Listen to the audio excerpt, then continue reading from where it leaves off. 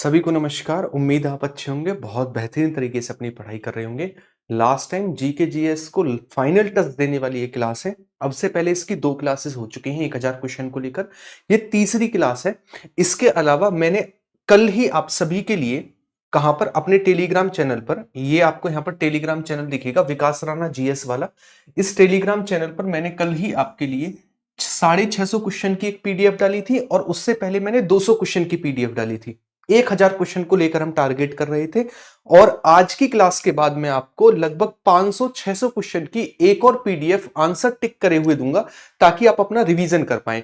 मैंने कल आपको यहां पर 150 क्वेश्चन कराए और 650 आपके लिए घर के लिए दिए। उसी तरीके से आज जो मैं क्वेश्चन कराऊंगा उसमें 400-500 क्वेश्चन और ऐड ऑन करके बढ़िया तरीके से आपको दे दूंगा। तो यहां पर जाकर आप उस पीडीएफ को ले लेना और अपना रिवीजन कर लेना। ठीक है, लिंक आपको कमेंट बॉक्स में उसकी पिन मिल जाएगी।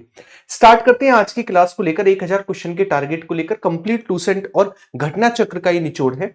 और सबसे पहले क्वेश्चन से स्टार्ट करते हैं। ये रहा हमारे स्क्रीन पर पहला क्वेश्चन। पहला क्वेश्चन है, सेवारा हिल्स कहां पर देखने को मिलती है? सेवारा हिल्स आप याद रखेंगे। अगर आपसे पूछे कि सेवराय के अलावा जावादी सेवराय, पंचमलाई और शिरुमलाई ये तमिलनाडु में है, जबकि वेलिकोंडा, पालकोंडा, नालकोंडा और शेषाचलम ये हमें आंध्र प्रदेश में देखने को मिलती है। बेसिकली ईस्टर्न घाट के पार्ट हैं अलग अलग स्टेट में। तो आंसर होगा हमारे पास ये तमिलनाडु में हमें देखने को मिलती है। कहां पर? तमिलनाडु में देखने को मिलती है। नेक्स्ट क्वेश्चन लेते हैं, गुरु शिखर जो है वो किस स्टेट में देखने को मिलता है? गुरु शिखर।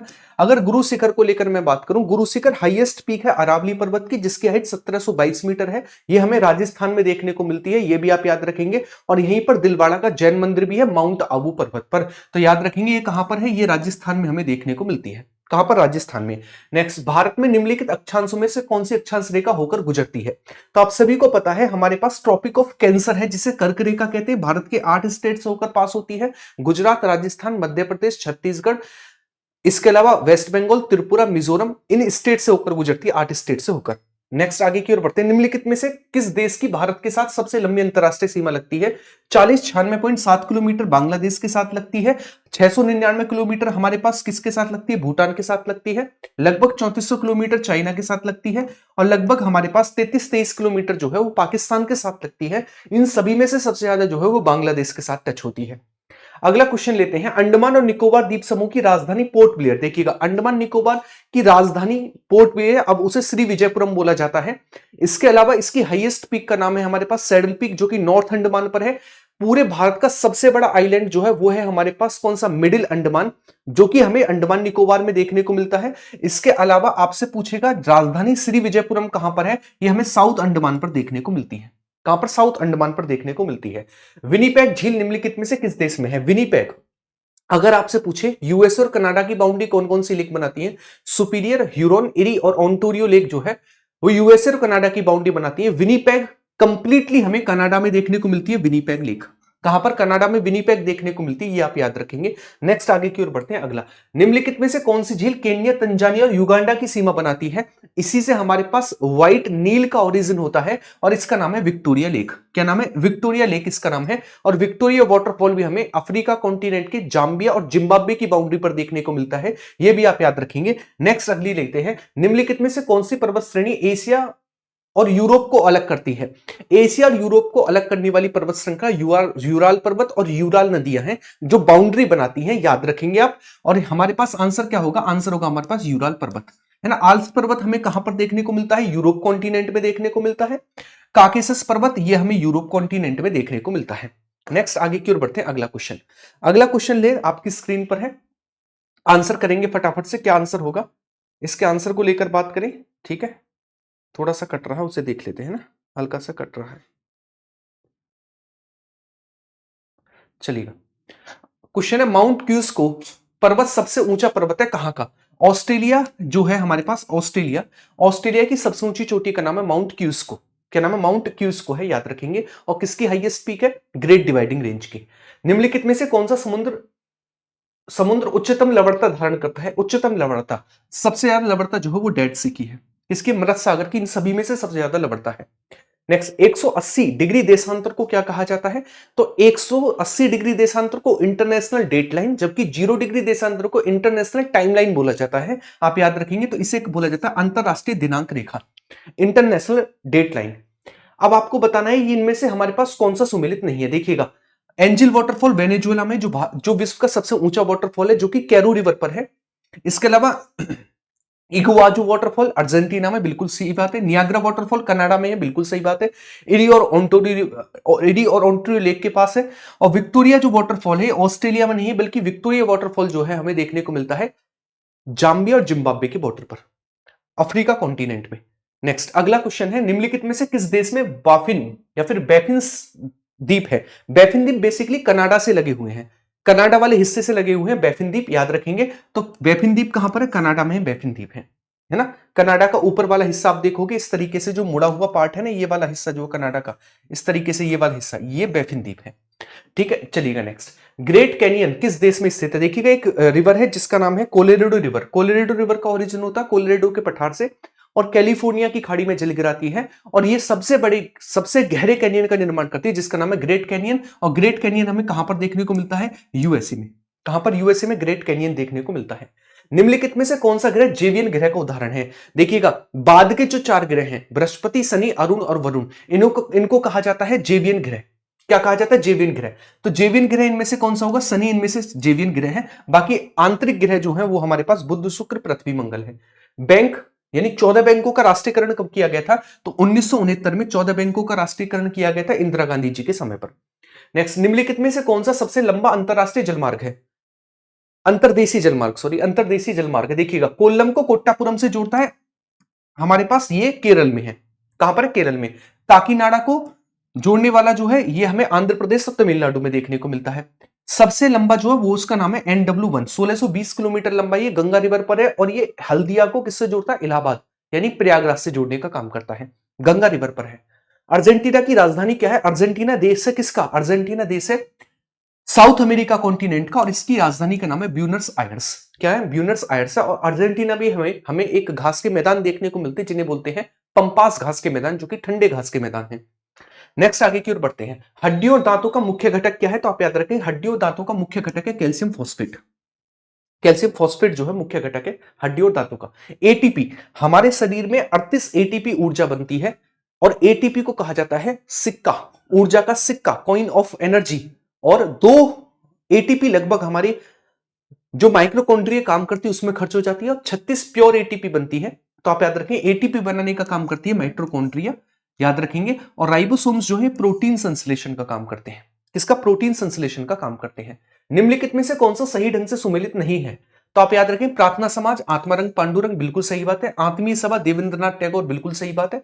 भारत का प्रथम ब्रह्म समाज, केशव चंद्र सेन, बिल्कुल ठीक बात है। राधा स्वामी सत्संग की स्थापना तुलसीदास ने नहीं की थी। नेक्स्ट, एक चलती कार अचानक बंद हो जाती है तो यात्री, देखिएगा, अगर चलती कार अचानक बंद होगी तो हम आगे की ओर जाएंगे, इसे कहेंगे गति जड़त्व। और एक संग रुकी कार आगे की ओर भागेगी तो हम पीछे की ओर जाएंगे, इसे कहेंगे विराम जड़त्व, है ना। तो हम किसके कारण होते हैं? गति के जड़त्व के कारण आगे की ओर जाते हैं। किसके कारण? गति के जड़त्व के कारण आगे की ओर जाते हैं। एक पत्थर को लात मारने पर एक व्यक्ति को डैश के कारण चोट लगती है, किसके कारण? द्रव्यमान और वेग। हमारे पैर में वेग और द्रव्यमान है, द्रव्यमान और वेग का गुणनफल क्या कहलाता है? संवेग। किसके कारण होती है? मोमेंटम, संवेग के कारण। किसके कारण? संवेग के कारण। सेविंग आईना, देखिएगा, आपसे पूछेगा हमें बताओ जो साइड मिरर होता है किसी गाड़ी में वो कौन सा होता है? वो उत्तल दर्पण होता है, जिसमें चीजें छोटी और सीधी दिखाई देती हैं। जबकि हम बात करें शेविंग या फिर जिम में आप देखोगे तो जिस चीजों को बड़ा देखना हो उसके लिए हम जिस मिरर का यूज करते हैं वो कहलाता है हमारे पास कॉनकेव मिरर। क्या कहलाता है? Concave mirror. आप याद रखें, कॉनकेव मिरर होता है वो, है ना, कॉनकेव मिरर होता है, याद रखेंगे। भारत में किस राज्य में सबसे बड़ी तटीय रेखा है? आप सभी को याद रखना है, सबसे बड़ी गुजरात की है, तमिलनाडु और फिर आंध्र प्रदेश। तो सबसे बड़ी तटरेखा जो है वो गुजरात की तटरेखा सबसे बड़ी है भारत में। नेक्स्ट, 9 डिग्री चैनल अलग करता है किसको किससे? देखो, 8 डिग्री चैनल मिनिकॉय को मालदीव से, 9 डिग्री चैनल हमारे पास लक्षद्वीप के अन्य द्वीप समूह को अलग करता है मिनिकॉय से। इसके अलावा 10 डिग्री चैनल जो है अंडमान को निकोबार से अलग करता है, ये आप याद रखेंगे। तो ये किसको अलग करता है? लक्षद्वीप के अन्य द्वीपों को लक्षद्वीप के मिनिकॉय द्वीप से अलग करता है। निम्नलिखित में से किस देश में बैफिन द्वीप है? ये मैंने आपको बताया भी था, जापान में है। कहां पर देखने को मिलते हैं? जापान में देखने को मिलते हैं। नेक्स्ट, भारत के संविधान में निम्नलिखित अनुसूची में से कौन सा नया राज्य बनाने के लिए संशोधित किया जाने वाला है? मतलब किस में होता है? फर्स्ट शेड्यूल में। फर्स्ट शेड्यूल में ऐसा होता है। निम्नलिखित में से कौन सा जोड़ा सही नहीं है? देखो, गणतंत्र व्यवस्था जो फ्रांस से ली गई, बिल्कुल सही बात है। एकल नागरिकता ब्रिटेन से, बिल्कुल सही बात है। समवर्ती सूची ऑस्ट्रेलिया से, बिल्कुल सही बात है। लेकिन आयरलैंड से मूल कर्तव्य लिए गए नहीं। आयरलैंड से क्या लिए गए हैं? डीपीएसपी। जबकि मूल कर्तव्य लिए गए हैं सोवियत संघ से। कहां से? सोवियत संघ से लिए गए हैं। निम्नलिखित में से कौन सा राज्य एक तत्व नहीं है? राज्य का तत्व नहीं है। देखो, जनसंख्या, राज्य में जनसंख्या होनी चाहिए, संप्रभुत्व होना चाहिए यानी किसी का हस्तक्षेप नहीं होना चाहिए, गवर्नमेंट होनी चाहिए, तब राज्य बनता है। सेना हो ना हो, राज्य का कोई मतलब नहीं है। सेना होने से कोई राज्य का कोई फर्क नहीं पड़ता। सेना नहीं होगी, अच्छी बात है, देश में युद्ध नहीं हो रहे हैं, इसका मतलब। भारतीय नागरिकता प्राप्त करने में कौन से तरीके हैं भारतीय नागरिकता प्राप्त करने के? ये आपके लिए होमवर्क का क्वेश्चन है, मुझे इसका आंसर आप सभी होमवर्क में देंगे और हर एक बच्चा आंसर करेगा इसका। भारत में कैबिनेट मिशन कब आया? तो आप सभी को पता है, मार्च 1946 में कैबिनेट मिशन भारत में आता, मार्च 1946। बैक्टीरिया की खोज किसके द्वारा की गई थी? बैक्टीरिया की खोज जो है किसके द्वारा की गई थी? रॉबर्ट हुक के द्वारा। Alexander Fleming. पेनिसिलिन का आविष्कार किया था अलेक्जेंडर फ्लेमिंग ने। किसका? पेनिसिलिन का आविष्कार जो है वो किसके द्वारा किया गया था? अलेक्जेंडर फ्लेमिंग के द्वारा पेनिसिलिन का आविष्कार किया गया था। अगर हम बैक्टीरिया को लेकर बात करें, इसको लेकर, बैक्टीरिया को लेकर बात करें, चलिएगा, बैक्टीरिया को लेकर बात करें तो किसके द्वारा? ल्यूवेन हॉक के द्वारा खोजा गया था बैक्टीरिया। लुई पाश्चर ने किसके टीके का खोज की थी? लुई पाश्चर ने चेचक के टीके का, है ना, चेचक के टीके का। नमक नमक नदी के नाम से कौन सी नदी, कौन से प्रसिद्ध? लूनी नदी, है ना, सूनी नहीं, लूनी नदी। लूनी रिवर निम्नलिखित में से किस राज्य में समाप्त हो जाती है? लूनी रिवर का निर्माण दो धाराओं से होता है, सागरमती और सरस्वती। ये गोविंदगढ़ी में मिलती है, राजस्थान में लूनी नदी का निर्माण करती हैं। इसी को अंत्य सलीला बोला जाता है। इसी की सहायक नदियां सुक्री, जवाई और जोजई।